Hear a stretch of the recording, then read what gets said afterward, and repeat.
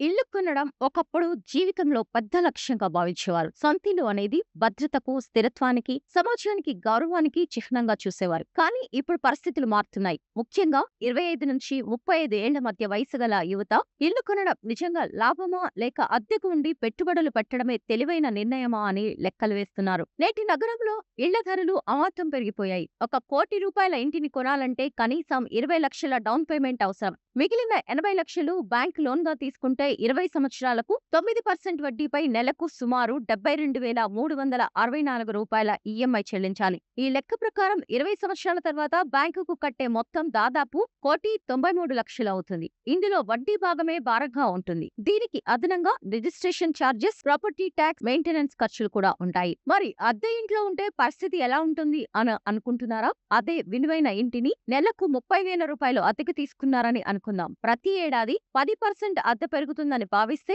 20 సంవత్సరాల కాలంలో మీరు అద్దె రూపంలో చెల్లించే మొత్తం 2,00,00,000కు పైగా చేరుతుంది. దీంతో చాలా మంది ఇంత డబ్బు అద్దెకు కడితే చివరకు మనకేం మిగలదు అని భావిస్తారు. కానీ ఇక్కడే మరో ముఖ్యమైన లెక్క మొదలవుతుంది. ఈఎంఐ, రెంట్ మధ్య తేడా పెట్టుబడిగా పెడితే సొంతింటి ఈఎంఐ ₹72,364 కాగా అద్దెకు ₹30,000 మాత్రమే. అంటే ప్రతి నెల అదనంగా ₹42,364 మిగులుతుంది. ఈ మొత్తాన్ని సిప్ లేదా ఇతర పెట్టుబడుల్లో 9% వార్షిక రాబడితో 20 సంవత్సరాలు పెట్టుబడిగా పెడితే దాని విలువ సుమారు ₹1,57,00,000 అవుతుంది. అంతేకాదు ఇంటి కోసం పెట్టాల్సిన 20 లక్షల డౌన్ పేమెంట్ కూడా అదే 9% రాబడితో పెట్టుబడిలో పెడితే అది 20 ఏళ్ల తర్వాత ₹1,26,00,000కు మారుతుంది. అంటే అద్దెకు ఉంటూ పెట్టుబడులు పెట్టిన వ్యక్తి వద్ద మొత్తం ₹2,83,00,000 సంపద ఉండే అవకాశం ఉందని ఆర్థిక నిపుణులు చెబుతున్నారు. లెక్కలు ఒకలా చెబుతున్నా భావోద్వేగాలు మరోలా పనిచేస్తాయి. ఇది నా ఇల్లు అనే భావన చాలా మందికి